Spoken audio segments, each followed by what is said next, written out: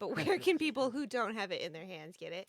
And then I want you to mention as many things as you want to, as long as it's not like an hour's worth of things. The only place to get the vinyl is to actually email me, communicate with me directly, and pay me through Venmo or PayPal. Give And me is your that just address, like on and I your mail it to about you. page? You on Twitch, people could just whisper at me, and then whatever means you have to get in touch with me, if it's whispers or Discord or an Instagram direct message. I don't check my Facebook messaging. Don't bother me there. If you write to me on Facebook, you'll actually get an automated message that says, "Hey, I don't check this. Write to me over here." But yeah, if somebody really wanted vinyl, I just need to cover the expense of postage and handling, and I don't have any actual boxes for vinyl records, so it gets a little screwy for me sometimes. Our friend Bring Me Rocks pointed me towards an Amazon page that I could buy 50 boxes, 50 mailers, but it's like I don't have any pressing need for 50 vinyl mailers. Like if I thought all of a sudden I was going to get a big rush and I would need 50 mailers, I would invest in buying them. But So get with your 49 best friends, there you go. and But then all of you yeah, reach out. that record, when you first showed it on the screen here, and you said that you got, later on, you haven't actually had an opportunity to listen to it yet. It just arrived today. It's the one and only album I've ever released on vinyl. I had a band. We released an album on CD. CD was new technology. The second album we did was CDs and cassettes. And then after that, everything was CDs. There was a big lull in the late 90s through the aughts. Vinyl wasn't as cool as it is now. Vinyl in the last couple of years outsells CDs, but this is a resurgence that wasn't going on when I first started making albums. And the cost of making a vinyl record used to be way more astronomical. It's still very expensive. However, when I got to that album, Never Knew Caroline, which came out in 2017, it's probably like my 12th or 14th or something album. If And I just wanted so desperately to have at least one album in my life released on vinyl, and made it happen. And I remember the sensation of dropping a needle on my own record and getting to have that crackle anticipation before the first song hit. A friend came over one time, a bass player friend came over to my previous apartment, and we had some other business, and I was like, "Oh, wait, I got to give you a record." They came, and he's like, "Wow, thank you very much." And I go ahead, put it on the stereo. just do it, just So do it. he's over there, and I'm standing in the back room, and he puts the needle down, and it plays. I go, pick up the needle and put it down on it again. I want to hear from back here. So he did. It's very fun to get to drop a needle on one's own album, and I got to do it once. In 2019, I released 3 albums, and they were all available exclusively on my Bandcamp page. If you're not hip, KLYMA is how you spell my last name, klyma.bandcamp.com.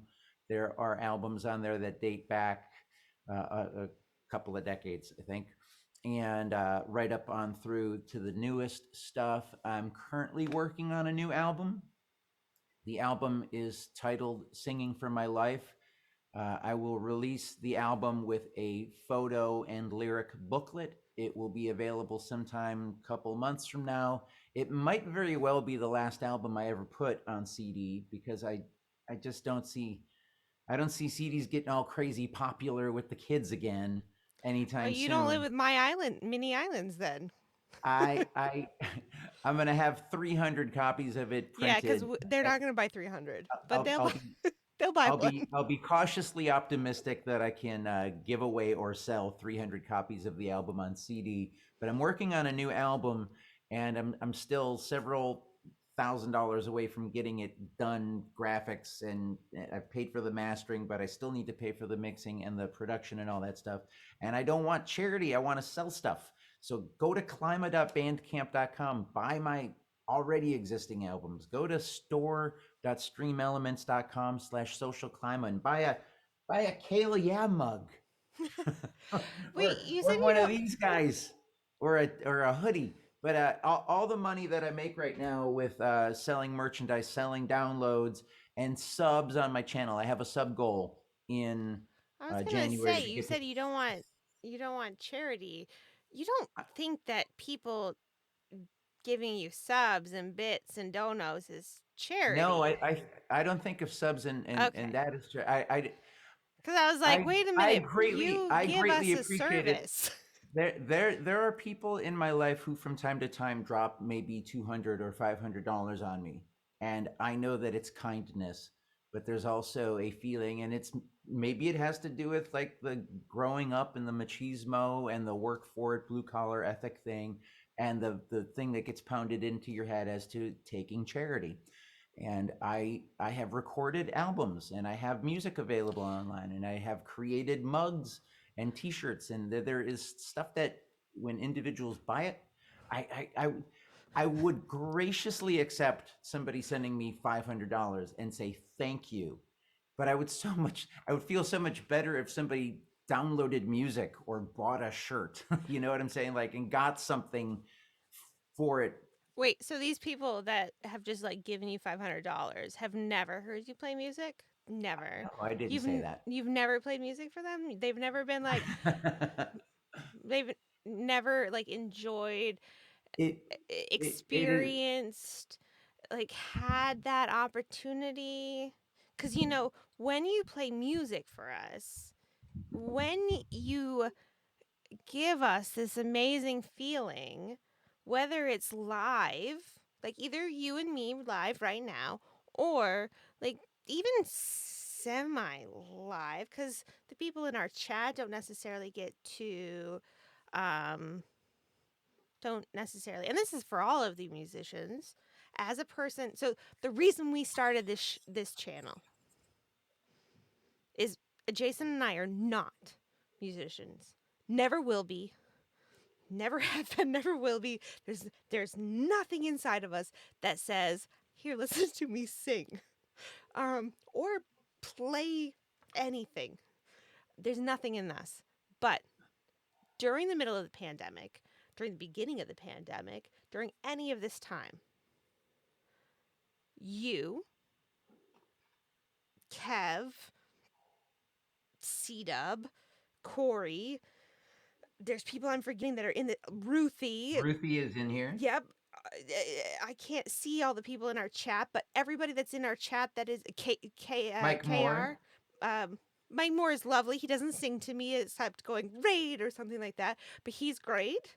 But all of the musicians from the beginning, before we made any friends, they got us through this. You guys got us I through this. So if I, somebody I comes to you and they've heard your music and they give you $200, $500, that is not charity, Greg. It doesn't matter. They didn't buy you, a you cup, but they bought.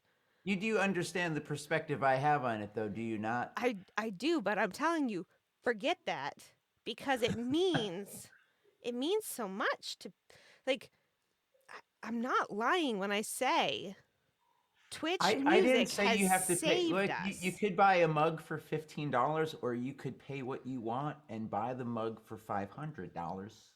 I'd That's up rather to you. I'd rather just give you the Well, five hundred dollars. here's the thing that started happening a bunch of years ago. It's Kickstarter and Pledge Music existed for a while, and now there's a thing called Patreon, and there are these platforms where there's different tiers, and you can pay $5 and receive like an autographed napkin, and you can pay $20 and get the CD, and you can pay $50 and get the CD and a T-shirt and like whatever and the autographed napkin. You've seen these platforms, and that's all well and good. I don't need to create tiers is all I'm saying. Is like I've already got music out there. I've already got mugs and t-shirts and all that kind of stuff. So I'm inviting people to consider those options as a way. Selling those things is a way I make money. It's part of my income. And I have been trying for a while now to have a sustainable career. And if I could sell more music, if I could write a song like Mental Health Crisis in America and have it be heard by more people, that could create income for me. You know, that used to be a thing. Somebody would write a song, somebody else would perform that song, and then the person who wrote the song would receive royalty money from it.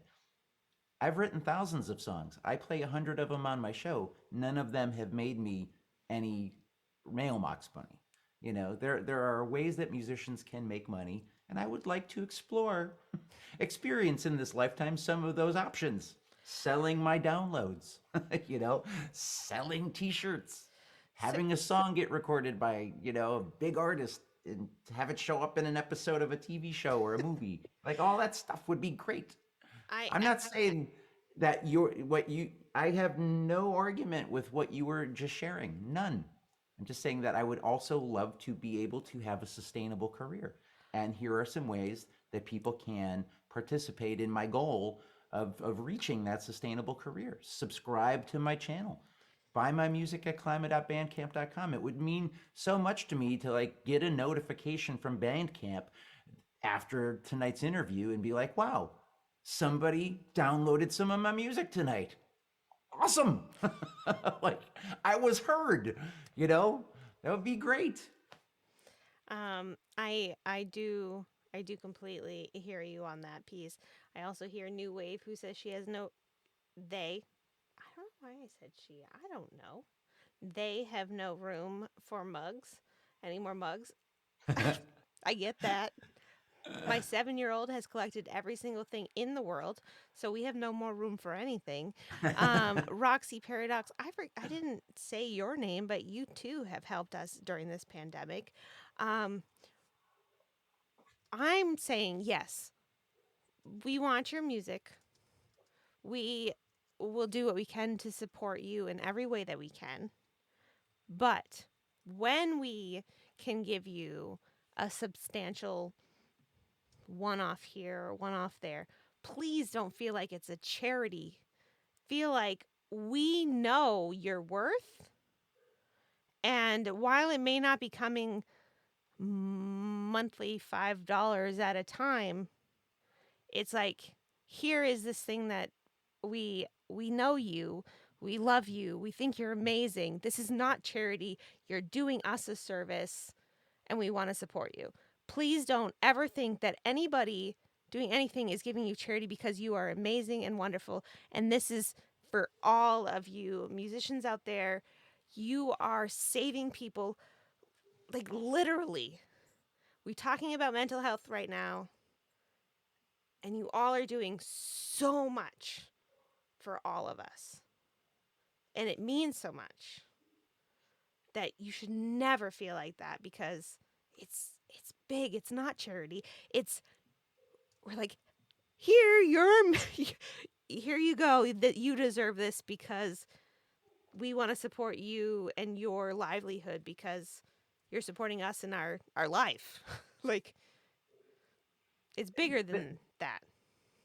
I think we've entered into a new conversation, and here's another perspective on that that I've experienced. I love everything that you just said, and I love people that share your perspective on this. There are individuals in the world. They exist. I've met them, and a thing that has been said to me, and I'm sure it's been said to other musicians in the chat right now. All y'all back me up on this. Ruthie, Kev, Roxy Paradise. You know, everybody. Paradox. Paradox. I'm sorry. Anybody that's ever had somebody be like, "You're a musician. You get to do what you know love for a living. Hey, would you like to play at this event for exposure? A lot of people going to be there. Can't afford to pay you anything. You know, you get asked so frequently to do so many things for free, and you also get asked to, hey, do you want to drive 2 hours? I can pay $150. You got to bring your own PA, so you got to bring like $900 worth of gear, and which is more valuable than your car. And I want you to play for 3 hours, and I'm going to pay $150, and you can have all the drinks you want. Oh, and then you got to drive home. So there's like that whole thing exists. It's like, I don't know of anybody that's ever gone to a mechanic who is clearly doing something that they love doing. People that work on cars because they love working on cars. They've been Or they're working on. my dad and they hate it and they just do it because that's what they know. So Well, there could be that too, but I know a lot of people that work on cars who yeah. love working on cars, and nobody ever says to them, "You get to do what you love for a living. Can I pay you $20?" It's like nobody tries that on a lawyer. No, no, and Like, I but agree.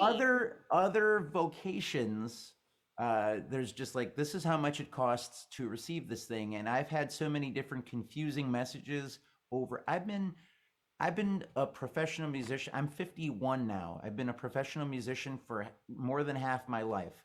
I've been writing songs for 33 years. I've been playing guitar since I was 13.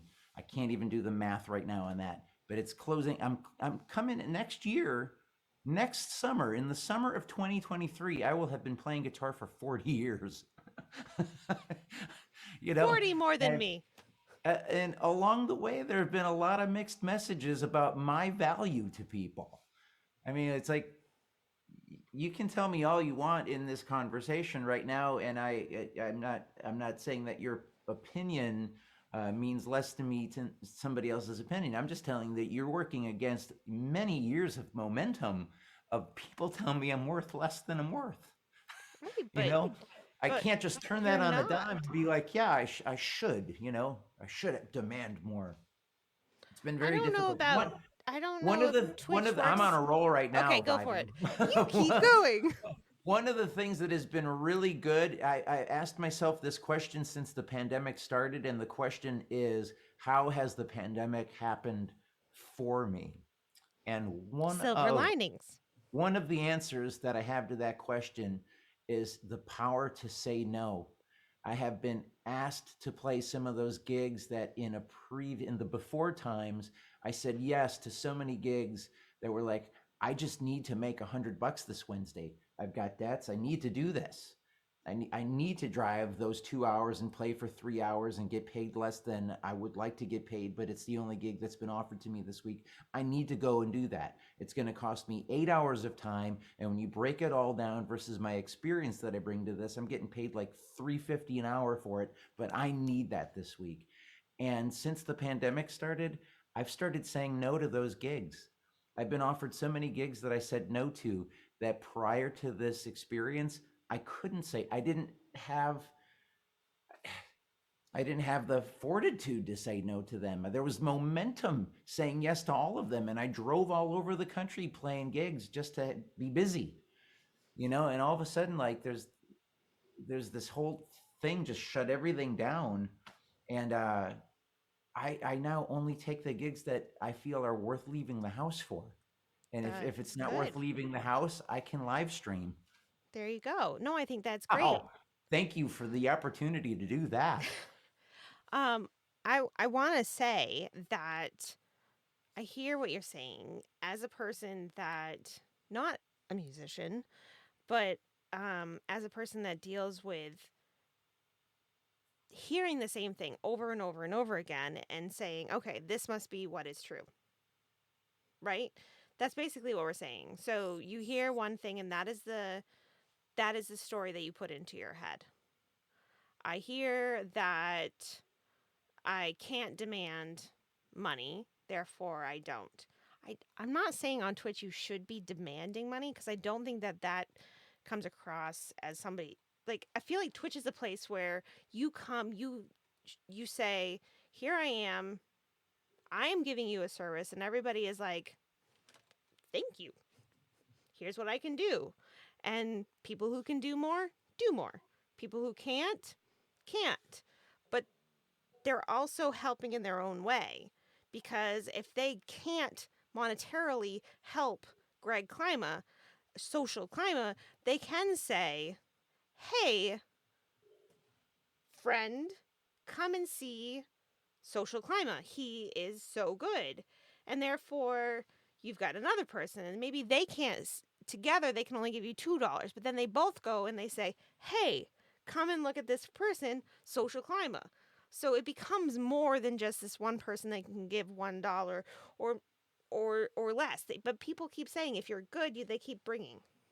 And I feel like that's what Twitch can do. There's big people, they can give lots of money. There's people that are in the middle that can give some money. Then you've got your subs that are there and they love you and they know how amazing you are and they can shower you with all of this amazingness. And then you've got people that believe in you and they will do everything they can for you, but they can only do what they can do. And I feel like that's what Twitch is. So demanding isn't going to work, but being receptive and knowing that Twitch and the people that are going to come in, obviously we're all going to get trolls. So, I had a troll on a stream recently, and the troll identified themselves as being from Mexico, and there were a couple of other regulars in the chat that are from Spain, and so all of a sudden, when the Mexican troll did the troll thing, one of the friends from Spain pounced on the troll, but in Spanish. And I remember certain, like, I remember certain phrases, and I knew, like, poquito was small, and like to see, like to see poquito troll. I was like, I knew that the thing was like, you little troll. I could piece that all together, but it was really great to be trolled by somebody from Mexico, and then have the Spanish fan just hammer. Hilarious moment that happened recently. that does sound fun. I just want to say thank you so much to horror host Joe for coming in today.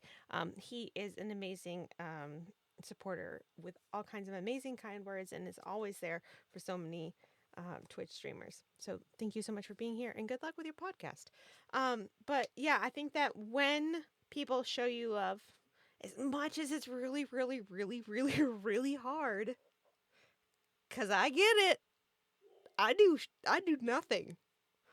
If people show me love, I'm like, what is wrong with you? So I get not being able to handle it, but you just gotta do it and understand that it's not charity. It's we love you and you are giving us a service. I don't need your mug. I think it's great, but Rox collects mugs. I am saying thank you for everything that you've done for me throughout this time. Thank you for joining me for dinner. Thank you for being there singing about pineapples. Thank you for joining me out in the summertime in our hideaway. Thank you for all of these times. These are the things that I'm thanking you for with the money when I can give it to you. And when I'm not giving it to you, I'm telling all my friends, like, or my mom, Main Mammy, go and check out socialKLYMA. And then she shows up and she comes and she gives the love that she can give. And then I get reports back like, you need to make sure that you talk to socialKLYMA before you interview him because he doesn't really know like the Zoom piece, like how's he gonna get to Maine, and like has this whole conversation because she knows you and we know What? each other and we know Yeah, everyone the and we're expression you just used to describe that too was she shows up, and it's that showing up thing that remind Twitch has come to remind me so much of. I had when I was in my late 20s, I had a weekly cafe gig in Buffalo, New York. I had played with a band for a few years. The band was starting to fall apart. It would be another year or so before I broke up the band. While we were in that space as a group, and in the year or two after the band broke up, before I started touring full time, I had a cafe gig, the Coffee Bean Cafe, Main Street in Buffalo. It's no longer there. It used to be across from the UB South Campus. And the thing that would happen every Wednesday, right around the time that I would get started, where these three young women that always sat right there walked in. Bob Stalder, this old Buffalo folk fan who, like, regularly falls asleep at shows. Oh, he's like he comes to shows, he's sitting there, and before you know it, he's asleep. Oh, he does the forward lean. It's just like he falls asleep like in every way that you can fall asleep. It doesn't matter if he's hosting it or attending it. Bob's on out, and just on and on and on. There were the way the cafe was set up. It's one of these gigs that everybody that's a musician knows. Here's the door, and here's where you stand. And so people coming and going out of there, they're walking right past you all night long. And so, like all the regulars, I would see them as they arrived, and this place held maybe 30 people max, and there was like half of them were the regulars, the Mm-hmm. people that were there every Wednesday. And so now fast forward to this era of life, and I do regular streams on Twitch. I'm on Twitch on Sunday nights at 6 p.m. Eastern time, Wednesdays at 6 p.m. Eastern time, and I pop up at other times. But Sundays at 6 and Wednesdays at 6 are my regular streams. And, G Lover shows up, and Susie Funtown is here, and Jedi Nightmare is saying howdy. And it's like one by one, the regulars are part of the roll call. And Mm-hmm. then every now and then somebody else just like happens in off the street, you know, Yeah. and like you see it at gigs. You get the thing where somebody kind of like walks in and they check you out, and then they kind of nudge their friend and they leave. Like you, Oh, we it's got like those too. Yep. you watching your little number on the screen there, and it's like 20 people watching, 26 people watching, and then like 20 people watching. Like somebody came in, opened the door. Yeah, I don't see any of my friends here. I'm gonna go over to Kevin the bunker, kind of thing. I don't know who this Klima guy is, but I don't see any of my regular friends here. I'm gonna go over to I Love Ruthie PS. Sorry, you know. But then there's other times where somebody comes in off the street and they're just like, I like this guy. I'm gonna hang out for a little while. I think I might even come back next week. It's so cool to watch the community grow. The way in my memory, I have those live gigs, those weekly gigs, and I got to see those communities grow. It's wild how very similar it is in that regard. I know what you mean. If certain people don't show up in the stream, I'm like, oh, I wonder what they're doing. I miss them. Yeah, I get it. So tell me, what do you have coming up in 2022? Where can we find you? Well, I know we can find you on Twitch, but when can we find you? I guess is the more appropriate question. And yeah, all of that wonderful goodness. In 2022, what am I doing? In 2022, I'm going to read 12 books. Wow, I don't that's a know. lot of books. I You don't don't know know if they're which titled 12. yet. I don't know yet. Right now, I'm reading Sing Unburied Sing by Jesmyn Ward. I finished a book called Never a Dull Moment, the year that rock exploded, 1971. It was the last book I read in 2021. And when I finished that on the second to last day of the year, it was the 10th book that I had read in 2021, which makes it the most books I'd ever read in one calendar year. I'm it's so difficult for me to read, and it's been such a it's just been a lifetime of struggling to like stay focused and interested and just doing it. And last year I just was like, I'm gonna go for it, and I read the Nickel Boys and the Underground Railroad by Colson Whitehead. I read a biography of Marvin Gaye. I reread To Kill a Mockingbird. I read I read a bunch of stuff, and at the end of the year I'd read through like I think it's 10 books. And this year I'm like, you know what? I'm going to read 12. I'm going to read at least one book a month, and I hope I can accomplish it. That's a goal I have for myself in 2022. Can Uh, I make a suggestion? It's kind of a younger, not it's kind of a younger series, but my dad really enjoyed it and it got me into it. So it's by Ralph Moody, and the one of the books. I don't know the entire set of them, but one of them is "Shaking the Nickel Bush." I think is what it's called, and it's like a time period piece, and it's based on his real life. And there's definitely parts about Maine in it, and he was really into my dad was really into the whole story of it, and the Ralph Moody was actually he went out to Los Angeles and became a stunt rider on horses, and so he had to like learn how to like roll with the horses because they would trip him up with like wire back in those days. Oh, really? Yeah, so it was like a whole thing. But yeah, if you're looking for books, so it's not like go out and hunt it down. But I've got the whole set of his life of like how he went through things. And every once in a while I'll go back to them and read them just because I don't know, it's not something I would normally choose, but I feel like it's really representative of I don't know who my dad was, who's kind of like this man's man, but in like a really interesting, weird kind of way. I don't know. It makes me feel connected and kind of, it makes me feel like it might be something that you would be interested. It is at a younger reading level, not super young, but more like high schoolish. I don't know. I'm trying to put an age grade, like why people would call Last year I YA. read Pet Cemetery, which is the first time I'd ever read a Stephen King book, and it was because my niece recommended it to me. I'm not telling you to go It's out like, and read like sparkly vampire Twilight.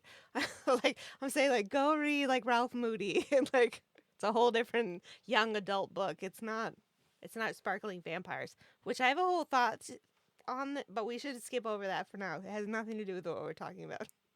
Proceed, please. well, well, getting back to answering the question about what I have planned for myself in 2022, beyond reading, Yes, please. I have the new album that is being worked on. Mhm. I plan on getting that out. Looking ahead to the summer, I hope that when we're all outside again, I'm not going to be seeking any gigs. I'm not actively seeking any indoor work during the pandemic when I can help it, you Mhm. know, I hear you. unless I'm playing with my Tom Petty cover band at a theater. I'm not looking for like indoor work, but come this summer, I hope to, book some shows and play outdoors in private parties where and when I can. What else is going on? What else do I hope to get done this year? Um, right now that's about as far as it goes. You know, Where are you at in followers on Twitch? I did a whole couple of decades where I was constantly booking a calendar 3, 6, 12 months in advance.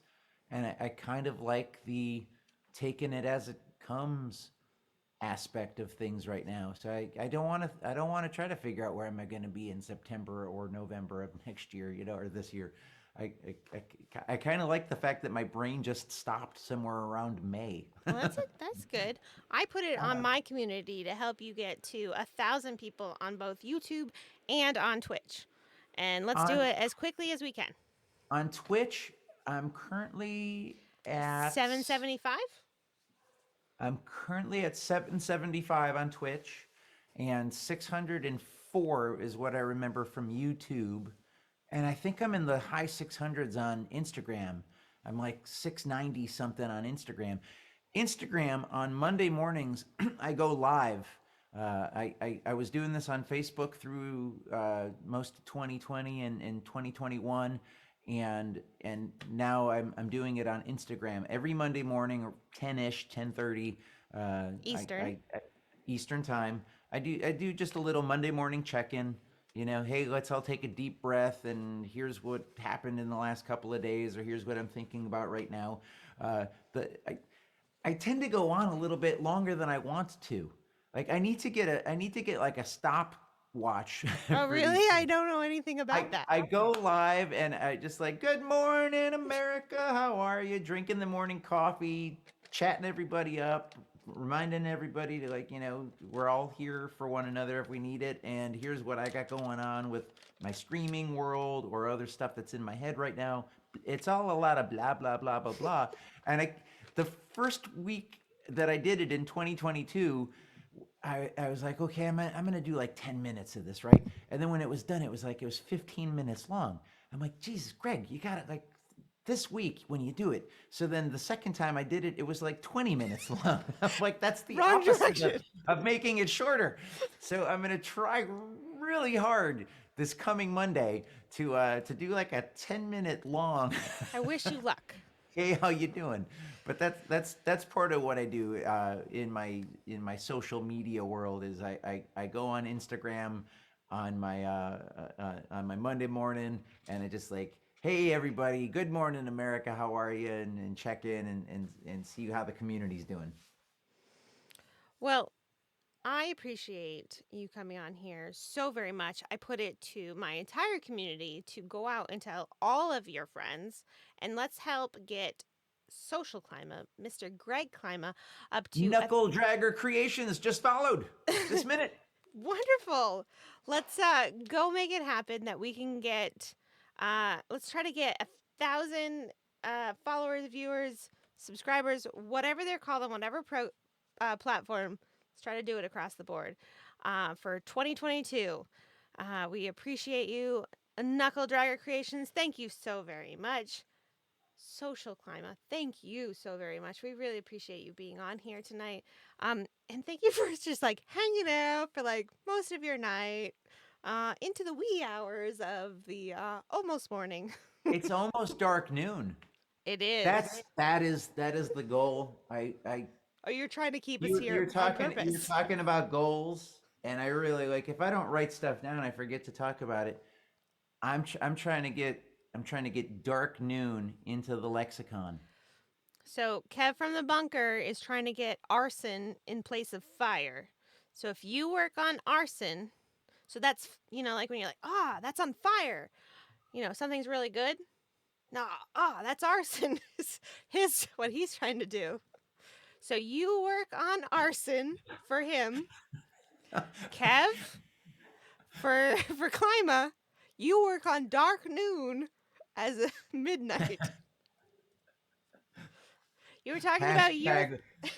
I see, like you see him back to back there. It's like hashtag dark noon has like this one kind of thing, and then you're like hashtag arson. It's fine. It's fine. It's all fine. It's Do you all think do you think arson will catch on?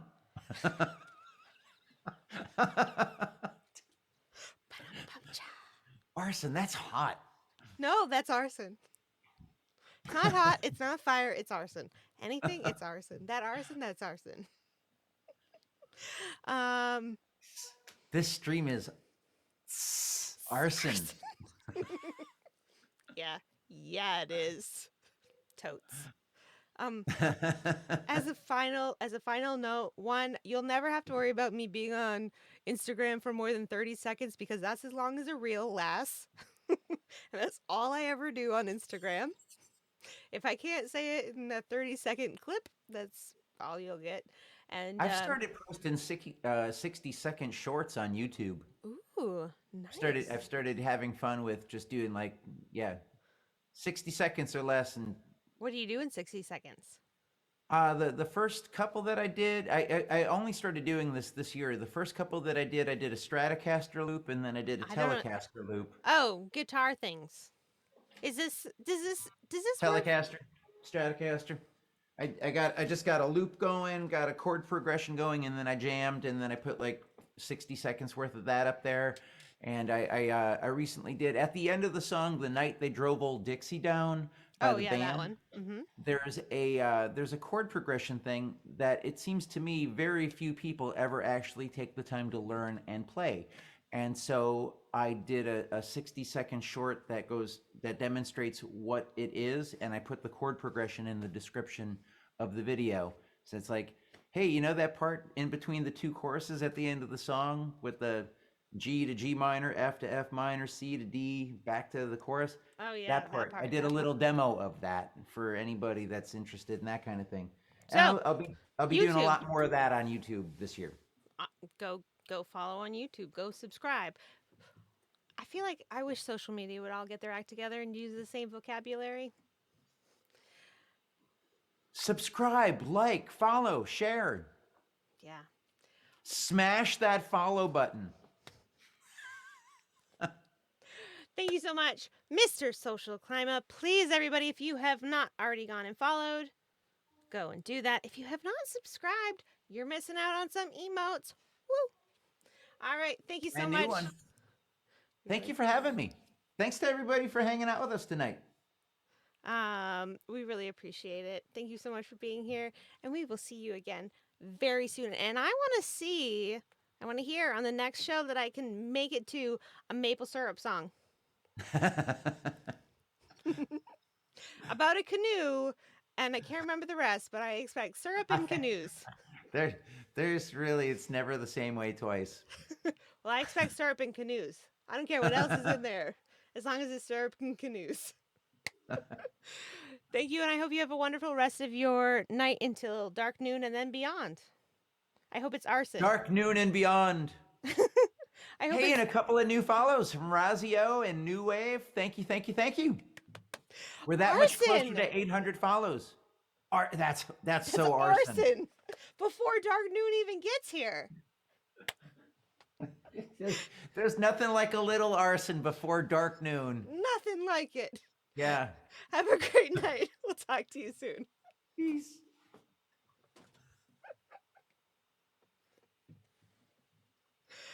Oi. Oh boy. Yeah. That was good. Things are great and wonderful. The cat didn't ruin anything. Oh, this little bugger. This one right here. Been running amok the last 20 minutes or so. Yes, Jedi. Yep, what do you got to say? What's on your mind? Hey, Kev. You miss me?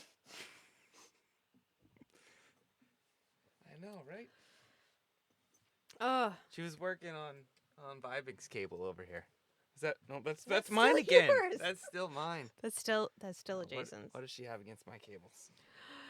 So, I think there was like a lot of amazing different conversations. That was a really long interview, but I think it covered a lot, and I thought it was really a lot of really great content from Klima. Not so much for me. I'm just here for the ride. I think he was great.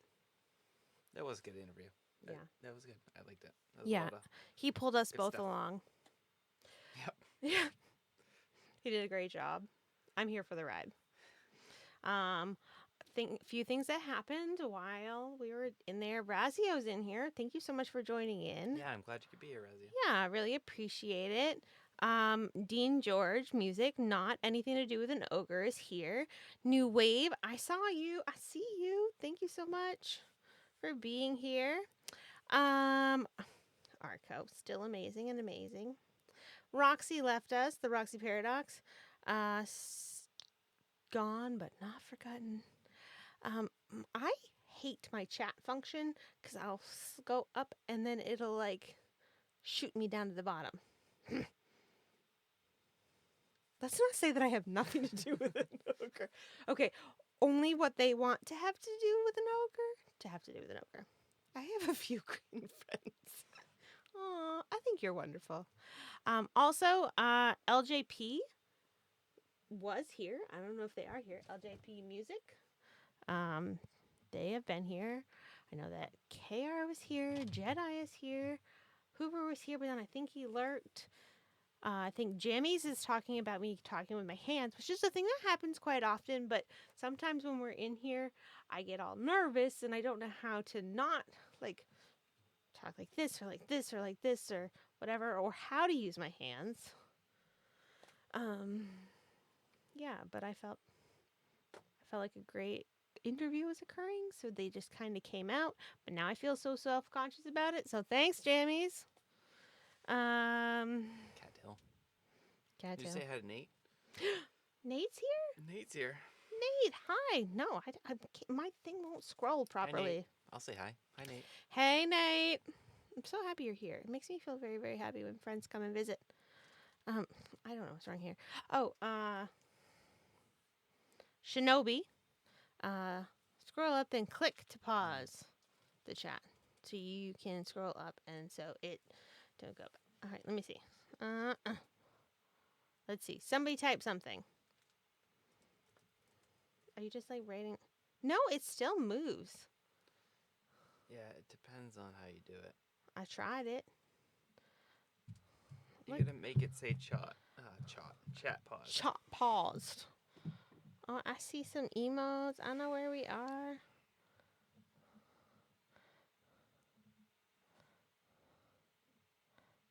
Yeah, you're doing some great moves. Those aren't your like signature dance moves though. They're closer to mine. No, you can't make me. Yeah, I don't know what's going on. I got to figure out this computer. You've got a touchscreen thing going on. Yeah, there's a whole I thing. don't know. I don't know. I got to figure it out. I will figure it out, but I'm not going to figure it out right now because I would rather move on to the next segment of our we probably show. should. And I'm not going to try to force New Wave to do anything. But hi. Oh gosh. This is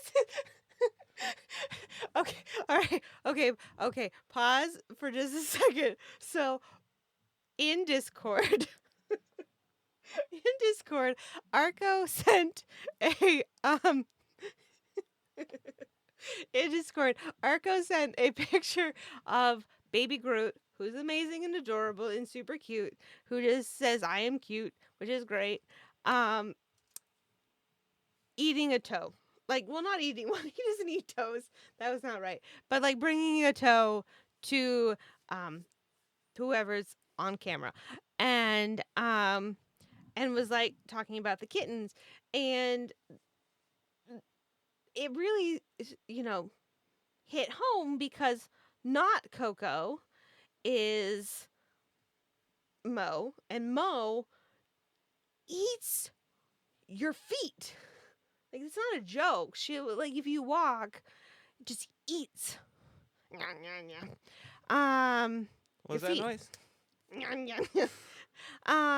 Oh, Nate, that's so sweet of you.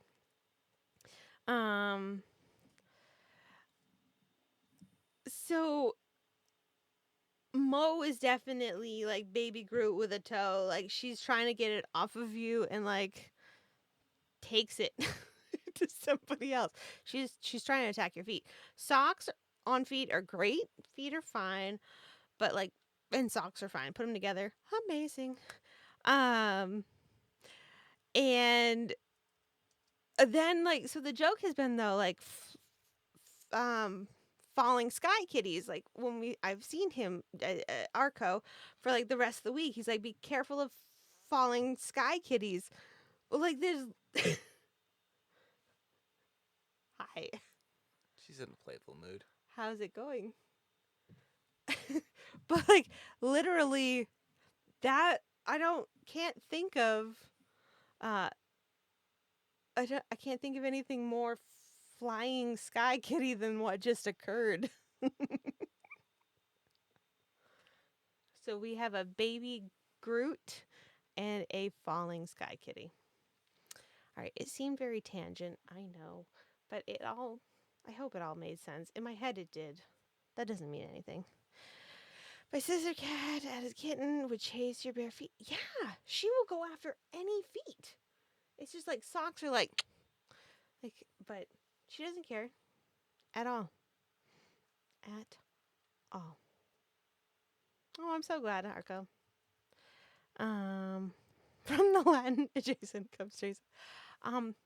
If anybody was wondering, at one point, adjacent definitely was delivered a very cute and adorable bird in the middle of the interview with Klima because he was talking crap about his wife in chat. So that occurred. That's a nice bird.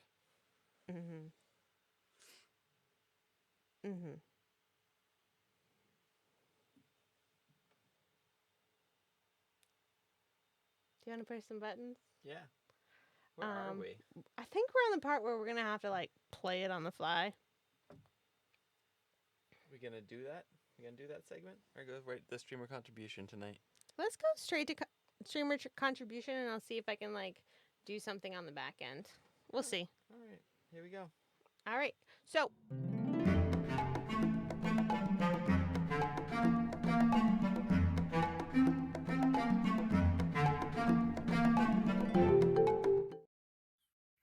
Hello, welcome to my studio. I usually stream ceramics on Twitch, but tonight I'll be showing you how to make a simple vase using minimal tools. Let's get started. This is a project that I've never done before. I'm trying it for the first time while recording this video. To start, I'm going to draw out several ideas for the profile of the vase. You'll notice I'm only drawing one half of the profile. Later, I'll fold the paper in half and cut it out to get a symmetrical design.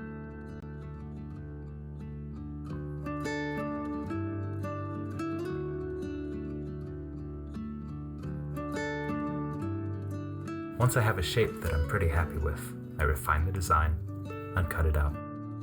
Following the lines isn't critical, as this is a shape that we've just made up in this moment. Have fun. Next, I'm going to add some texture to some slabs that I prepared ahead of time and allowed to firm up. I'm using twigs. You can use leaves or any other interesting objects, but don't press anything too deep, or you will create weakness in the clay that makes everything more difficult later. Here I'm using a large bowl to try and give some roundness to the form. It doesn't work very well. We're going to have to find another way to do that.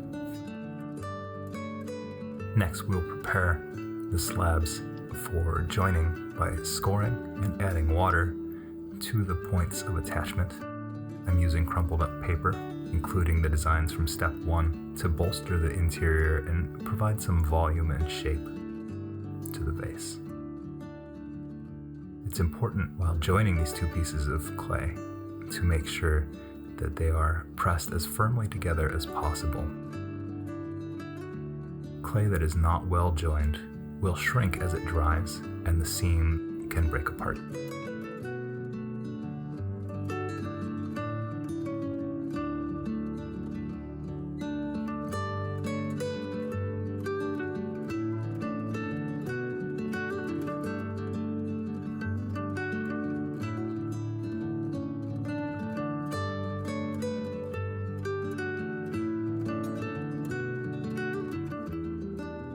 Here I am pinching the bottom slab, which was just added, and cutting away excess. Be careful not to ruin your join while doing this.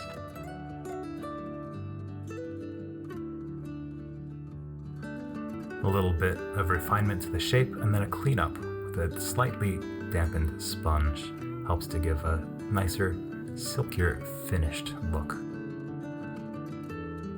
We don't want to overwork the clay though. We want the character of the clay to come through in the finished piece.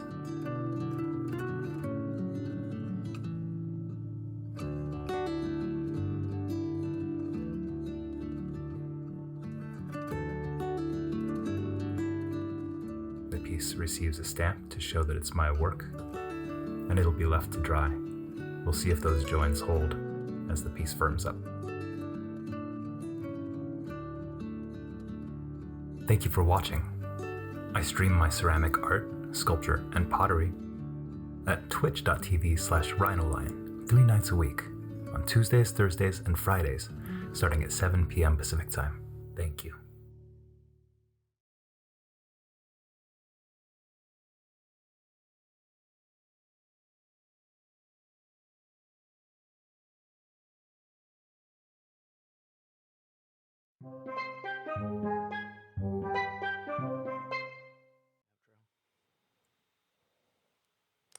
Hi. So I wanted to say, yes, Jedi. Oh my goodness, that guy's voice, so calm. Rhino Lion just makes you want to be like, show me all of your clay. I just want to like relax and meditate to your clayness. Ceramics, I guess, would be what he said it was. Kev from the bunker is a fan. I don't think I actually found him through Kev from the bunker though. I think it might have been Rocks, or maybe randomly. I believe the first time I saw him was Kev raiding into him. Yeah, it wasn't my first time. Right.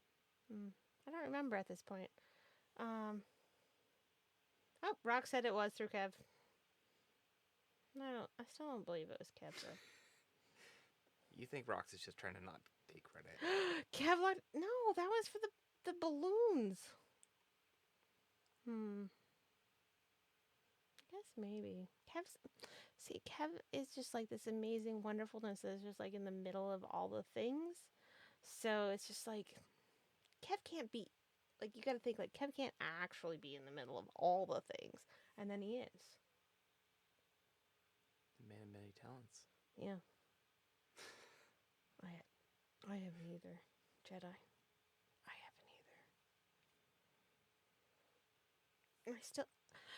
I still have to reach out to her and like talk to her about getting a video for the show, but it's like I can't.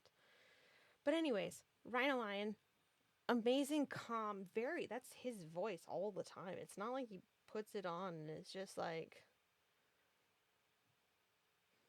he's doing it and it just comes No, and I know. goes. You go in on a raid and he's like, hello. Hey, welcome. Hello, welcome. I'm just Here I am. crafting this Pottery. amazing thing. And you're like, yes, I'm going to watch this. Yeah, I think he normally does a lot of the spinning wheel things with the pots and stuff, but he was working on a sculpture this week or last time we were in there. Welcome in, Choicey. Good morning to you. I will say that It's morning for us and him right now. weird phenomenon. It's I will say that he also does play the didgeridoo. I'm not like a didgeridoo fan. It's one of those noises at that particular decibel that's not my thing. So I will watch him all the way up to the didgeridoo. But if you are wondering what the didgeridoo sounds like, you can hear it there. It's a good place to check it out. Yep. So while we were there and I went missing, I did I want a potter's wheel. Actually, that was the antithesis of this place. This workshop. One of the big reasons I got it was because I want a potter's wheel. Before you had the grand illusions of a Twitch stream. No? I don't know. Where are we going to put it? I have no idea. Yeah. Wasn't that before you decide you're going to work and do a Twitch stream out of this space? Out of this space, potentially. Yeah. It must fill a lot of roles, this space. Yeah. It's a wonderful space. I just don't know where we're going to put a potter's Yeah, wheel. right where Jason is. I don't know if I can respond to Jason spelled that way. I feel like That is a really bad spelling of I think Jason. it's pure trolling now. That is It's super just trying trolling. to test my line. All right. And thank you for the resub choice. Yes, thank you so much for the resub choice. We do have Appreciate that. it fell down, so it's no longer an office chair. But we do have our puzzle back here. We're getting almost around to the other side of the outside. So we're almost three sides around. I think we've got like, I don't know, 30? No, that's not right. 40? Maybe 50. I'm going to say 50 more subs. So like a month or 2 or 3 or 4. And we'll have the outside of the puzzle complete. I'm going to say like by summer, the outside of the puzzle will be complete. Yeah, absolutely. Yeah. Speaking of numbers and goals, I think we're only like 5 away from 400. So go tell your friends. I hope at least some of you have a friend that you can tell so that we can get to 400 soon. I don't think Choice checked our stream category. It's requesting songs. It's not a music night, Choice. I'm sorry. Yeah, ban him. Ban that Next guy. time we do a music stream, we'll do that one for Put you. that one at the top. Mom, thanks for the 214. Thanks for the bits. Appreciate that. Much love for that. For that 214 bits. Is there a story behind that number? She did it with shamrocks. Maybe it's a lucky number. It might be. Well, she likes four-leaf clovers quite a bit. So, maybe. Yeah. Okay, we have one. What do they stream? I did it as the first one, so it should be after all the buttons. So All right. let's find out, what do they stream?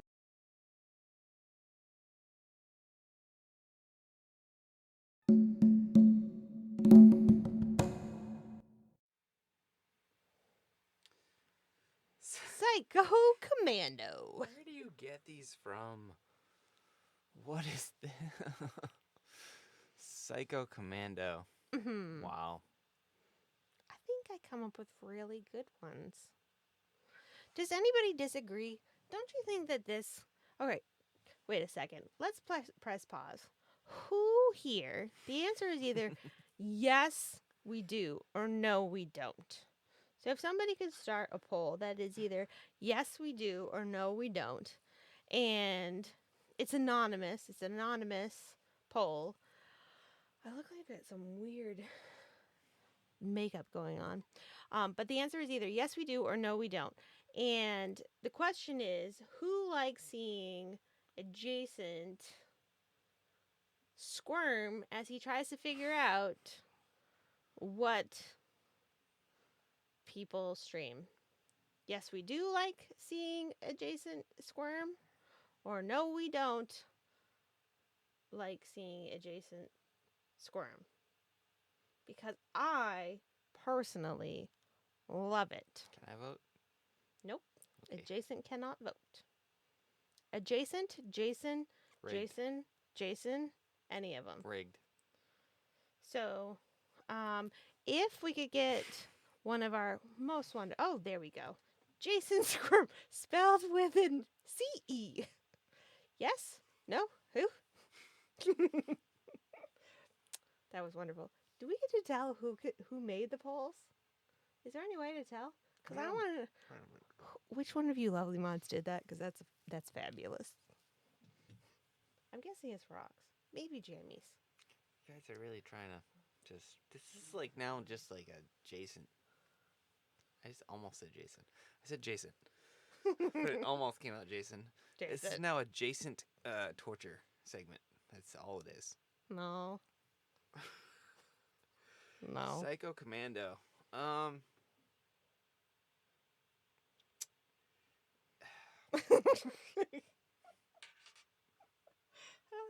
That's great. I feel like I shouldn't even think about it because there's no point.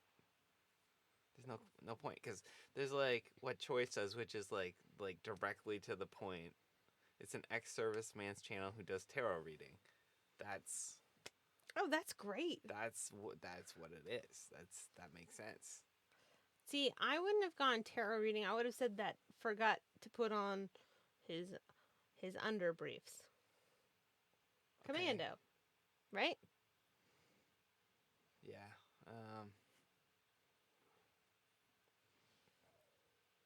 Go with gut feeling. I keep going to like Twitch is like gaming forward, so it's got to be something with like Commando, like Call of Duty or something. But you never go for like real gaming streams. I mean, we've had a couple. Like keep real going- ones. I don't know. I don't What know are either. real ones? You know, like games. What are games? Yes. Oh, it was only It 57%. was close. I appreciate the 3 votes for the other way, I guess. Psycho Commando.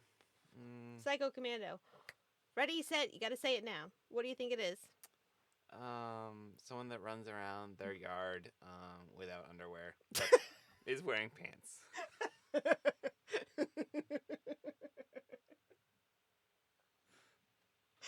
How do you know they're not wearing underwear if they have pants on? And why is it their That's yard? the thing. No one knows. That'd be against TOS, so they couldn't do that.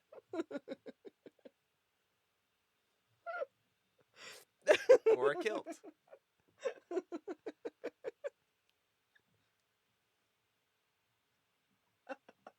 So I'm right.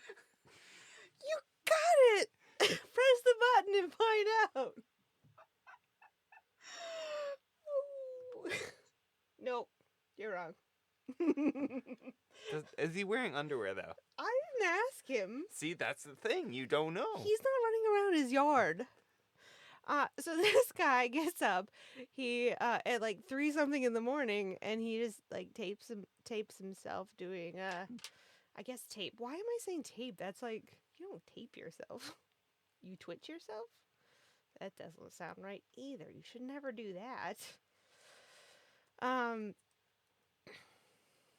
Did I say 4 in the morning? I think it's like 3 in the morning. Hi, my name's Jesse. I'm 40 years young. Hey, did you know that we're 40 years young? Pretty sure, though, you're 41 years old.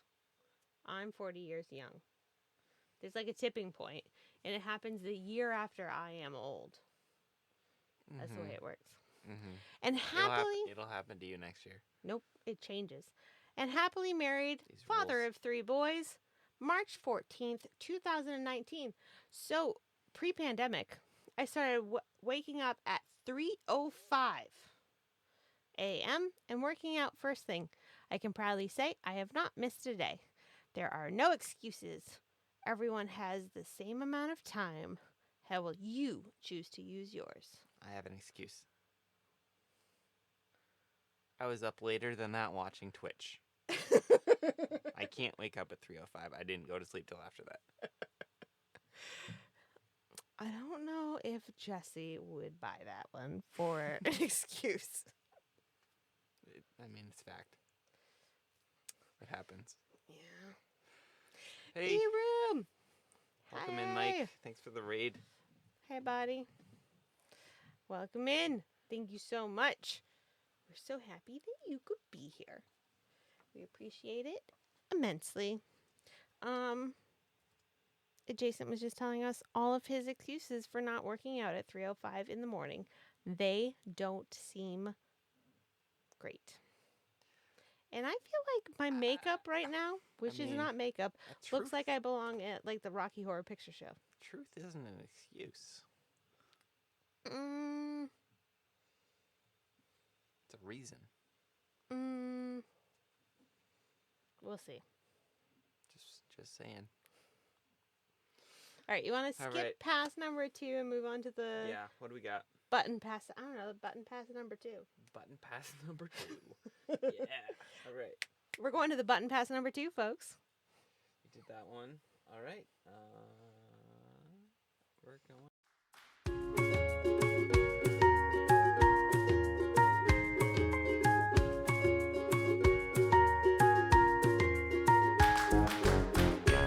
Toast? No? Toast? I like avocado toast.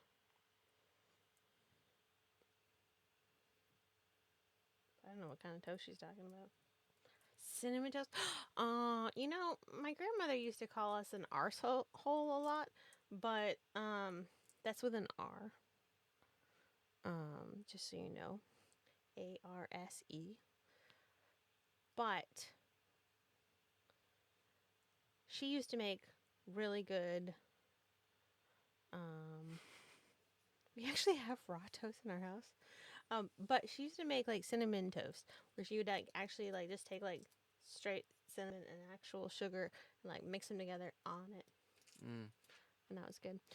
But yeah, our kids will actually ask for raw toast in our house. It has happened. Yeah. Can I have toast raw, please? Yeah, raw toast. Can I have raw toast with peanut butter? That's what they want for breakfast. Raw toast with peanut butter. Except she wants sesame butter now because peanut butter is not good. But then now it's been 2 weeks, so now she doesn't like sesame butter either. Butter of the week. Hard to keep up. It's very hard to keep up. So, just as a reminder, this is how you find our calendar. We want to be able to give you a place to come, a hub, to become the place where you can find out what is happening. Breakfast burgers are a huge hit. It doesn't matter how many weeks you've had a breakfast burger. You don't get them enough. A breakfast burger is just a sausage egg McMuffin. That's it. That's all it is. But past that, raw toast, bread. That's it. That's all it is. Kev, it's just bread. It's not that mysterious. It's not. It's just bread. You haven't toasted it. It's just bread. Past all of that, calendar. We want to be a host. We want to become the hub of all the things that are happening all over Twitch. That's it. That's what we want to become. If you want to be someplace and you want to know where to be, we want you to be able to come and say, oh, look, this is what's happening. That's what we want.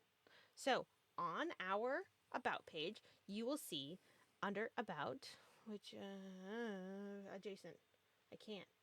My hand doesn't. There we go. Under About, way up there. If you press that little pop out button, which is right there, you will get, not that. Wait. What am I doing? Yeah, press the next button. Whatever. Oh, you gotta make that full screen or it won't work. This one? Yeah. Now press like the next toggle button. You will get this calendar. As you can see, all that's on there is the fact that next Thursday we are live, which is great, with Jillian, which is also great. But there is a lot happening between now and next Thursday. A lot happening. So, we want to know about it. We want to give you that information. Please. Your favorite streamers are out there and they're having these parties. They're having these subathons. They're having these reasons why they want people in their stream. Let us know. Because as we were talking to with socialKLYMA, one way that we can help support other people is by getting more people there. So the more people we can let know, here is a resource, here is a place that you can go and look. If we make it a thing, it'll become a bigger thing. And then you press the next button. Adjacent. Sorry, I'm distracted. I know. Stop talking to your friends. And you click on the Google links under the About, just the same. Click on the next button. Not there. Make it if you. There it is. You'll get to the entire calendar. The entire calendar will show up. There is our entire list of what is happening with us. Behind my head is January. I can't remember what January date it is, but John Massey Noodlin is doing a 1,000 follower stream where he's doing a one-man show of Les Miserables. I can't make the words say like they're supposed to. It's a good effort. But anywho, and so we put it on here. Let us know what is happening so we can put it out there. We want to share what is happening.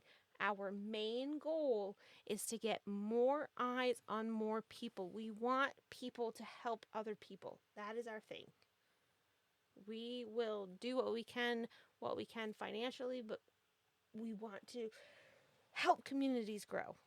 That's what we can really do. That's what you can do too, through letting people know where to go. Yay, helping! New Wave, if you have anything going on, please make sure you go. There's also, if you go back to number 1 quickly. Nope. Jason's talking to his friends. If you go back to number 1, right next to live, Twitch has been moving around About pages. You'll see it says community events and there's like a little submission. Put in any event that you know. You can go in Discord and put it in that channel, or you can just say, hey, here's this thing, and press send or go, or what does it say? I don't know.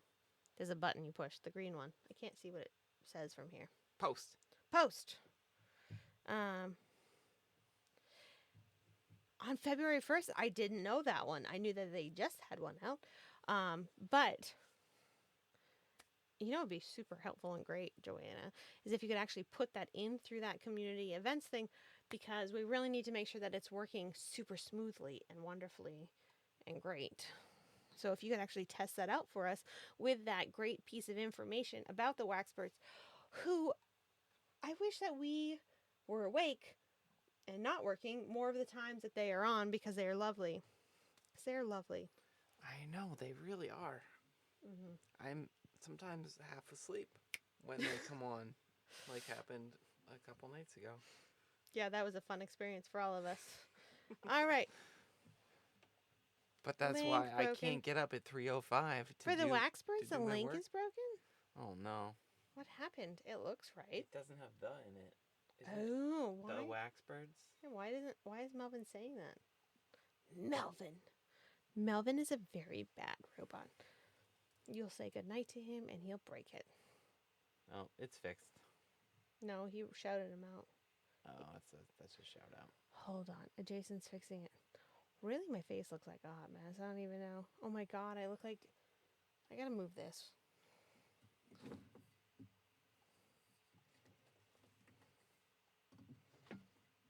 Keep getting it.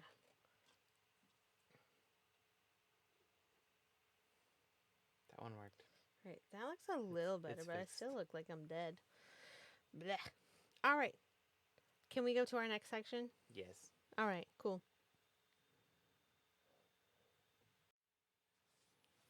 We're here. We're here. All right, so this is the section where we call Mod Love. It's just like that, Joyce. It takes just as much engineering to make this happen as the moon landing. My mom I didn't- says I we didn't need do to get anything. some sleep. Actually, Adjacent. My mom says we need to get some sleep. that's true. All right, what do we got here? Mom, stop. All right. So in this section, what happens is our mods tell us who out there we should be paying attention to and who deserves some extra love. And they share with us a wonderful little clip on this person that they tell us who is lovely and wonderful. So first up, we have, I believe, our mod love from Bring Me Rocks. Take me too far, where the skies get so dark.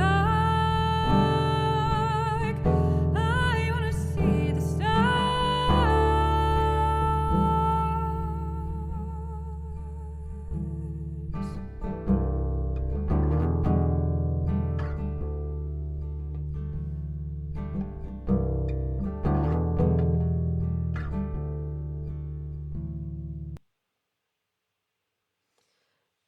So we have a new up and comer, Octavia. Which I can't believe. Just as an aside, I realized this today. 8VIA Octavia. I can't believe that screen name was still available. Simple but effective, and it's great. Beautiful sound. I was informed that she is on the right coast, not as in like the right where we are, but the proper coast, which we are not on the proper coast, adjacent, if you are curious. We've been informed of that. Yep. Yeah. Next up, we have a little bit of love from our mod, Hoover Mist. When I give you my love, oh, show me that you'll feel the same when I give you my love. Girl, it gets so frustrating when all your friends keep saying, when you gonna take her away? Well, it's been on my mind. I've loved you all. Kind of cut off in the middle, and I was very sad when it happened. She's It is. so good. I want to hear more. I know. Oh, good. Rocks. Rox put in a follow link.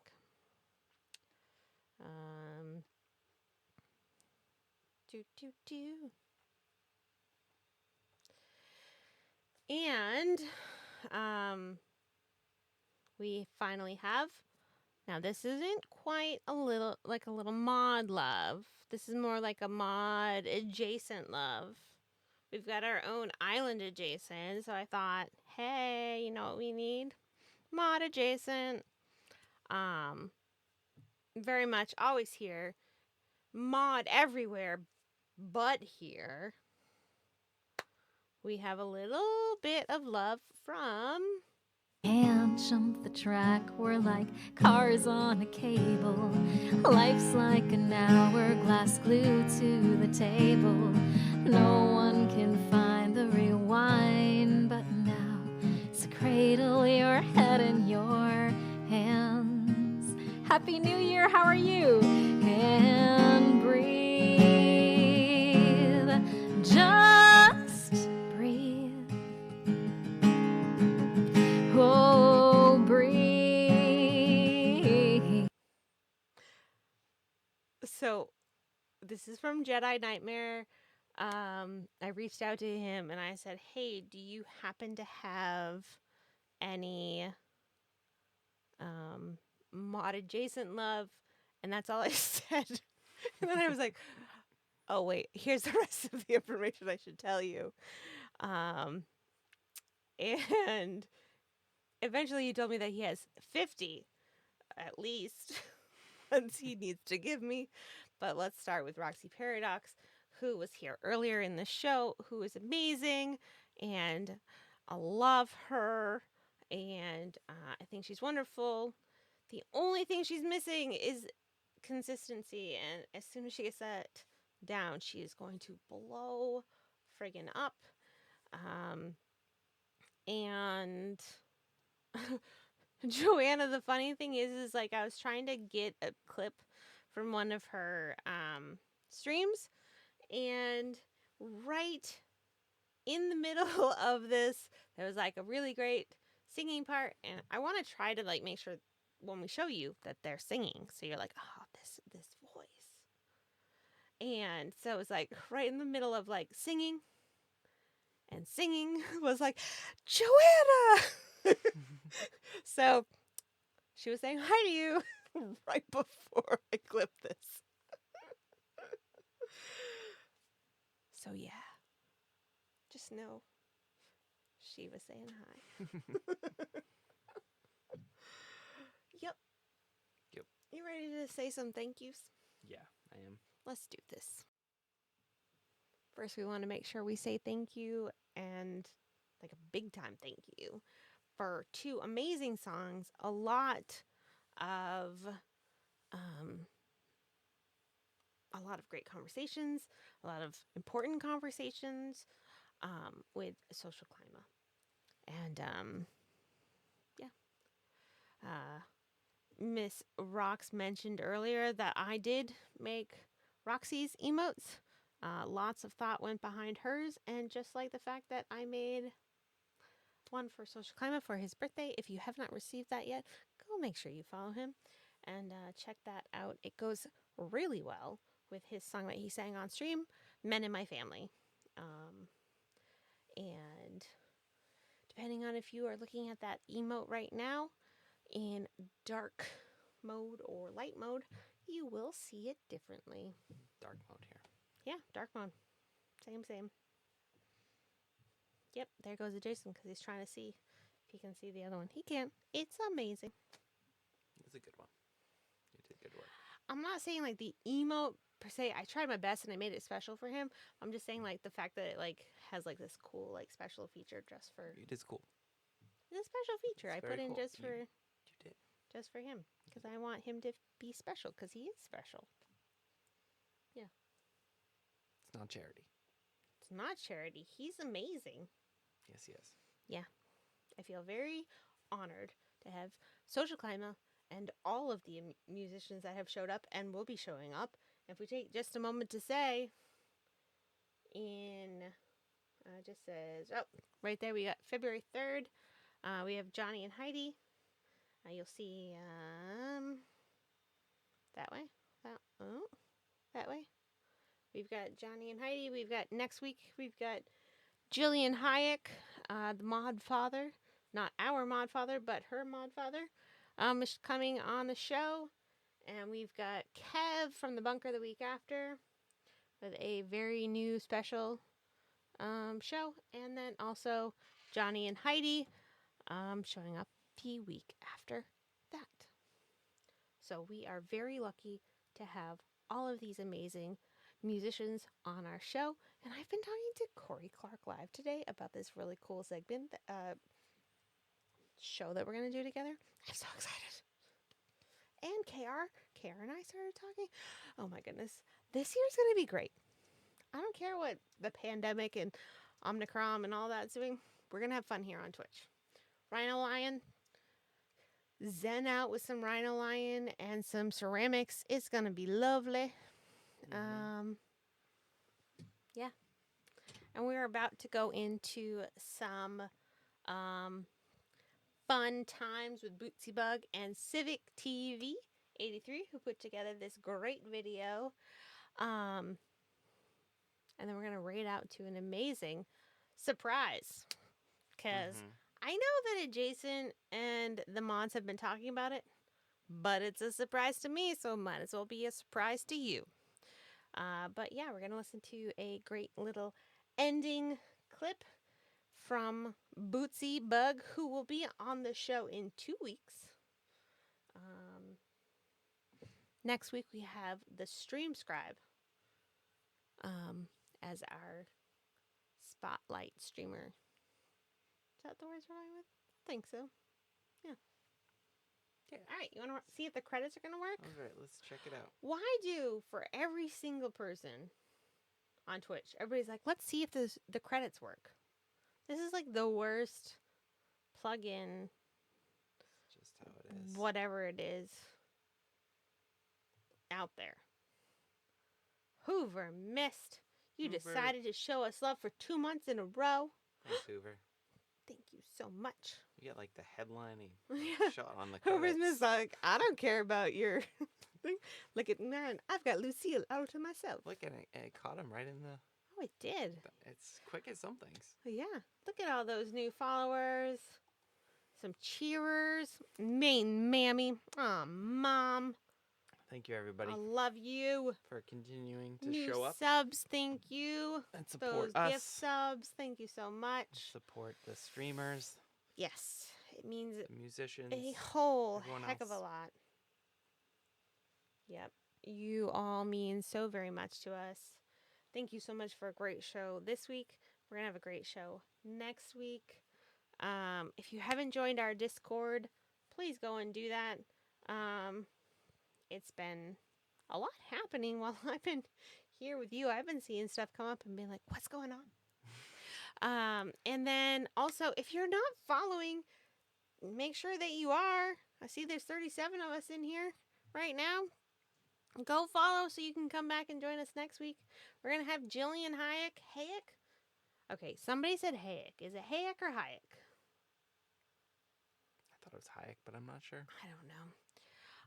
But yeah, make sure that you're following so that you can come back and join in the fun next week. Thank you to the Yeah. mods, as always. Mods! Oh You're my amazing. goodness. I am working on a mod command with a little like stealth help on the side. Psst. Thanks, James. And yeah, but even without a command, I think you're amazing and lovely and wonderful. Absolutely. No command needs to tell you that I know, because I know and you know and I love you. Thank you, Nate, me, Mammy, Nate, Joanna. Joanna, Arco, Argo, always New Wave. here. New Wave, thanks for being here. All the things, all Stuart. the people. Joanna, you made it in for Rhonda. Rhonda, you're like amazing and always here, and it means so much. Freddie, Thanks for being here. Freddie, don't ever come back. I mean, cute emote, sure. Actual Freddie on my back porch, don't show up in the spring. Yeah. I mean, maybe. It's kind of fun. No. Okay, no. Over the Rainbow Book. By choice, Mrs. Wait Freddie. a minute. How is this the first I'm hearing about Joanne's book blog? This is the first time you've heard about it? Yeah, nobody's told me about this. She does a great job. No, you've told me about like who her music is every Tuesday. I didn't know it was about a book blog. Is it a book blog? I'll fill you in. Jason's gonna fill me in. Are they the same thing? The Tuesday music and the book blog? I'll fill you in. Okay. Joanna does amazing things. And Jedi shares it too. I don't follow your music page on Facebook. I don't do Facebook. I gotta get in on that. Jason only started doing Facebook like 3 months ago. Don't let him make you think that he had anything to do with Facebook before literally. I'll give him like the benefit of the doubt and say like 6 months ago. And it was totally Rox's fault. I have tried to get him on Facebook for so long. And he's like, oh, hey, Rox, Facebook? On it. Yep.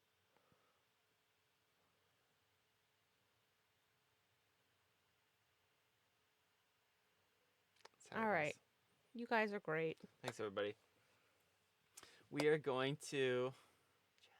Yep, we do. Joyce and I, we just like nonstop chatter. Oh, I know. On the Book of Phases. I know. That's how we roll. Joyce. That's how we roll. You guys, your best friend relationship going on over there on the Book of Faces and the old Discord. I know.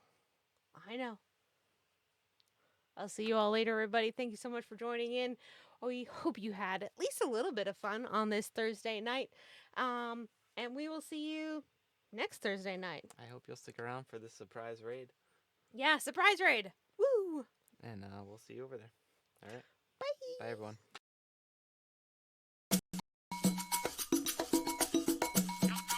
I love your show. I'm a 12%. All right. Alibaba presents Funk Gulag Style. Woo! And that's right. Hey, you got my head in a daze. Why don't you love me too? Hey, did you know I'm head over heels for you? Why don't you love me too? Why don't you love me too? Island Bob and who? Coolest show around, that's right. You got the cool streamers too. Island Bobbin', please stream 24/7. Cool, Keep doing what you do. Woo! Island Bobbin'. That's right. Island Bobbin' presents. Keep doing what you do. Woo! All right. Island Bobbin' presents. Keep doing what you do. Doing what you do. Island Bobbin' presents. You the coolest of the cool. That's right. Woo! Why don't you love me too? Island Bobbin' presents. I keep doing what you do all night. Woo! Why don't you love me too?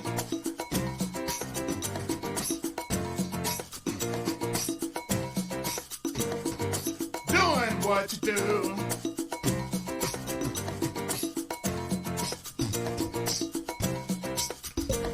Keep doing what you do.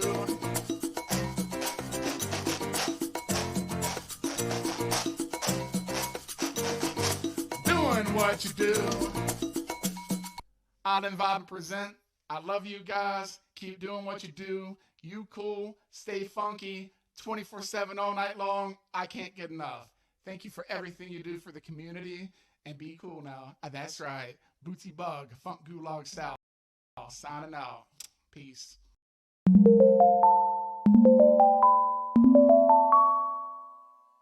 Civic TV, the one you take to bed.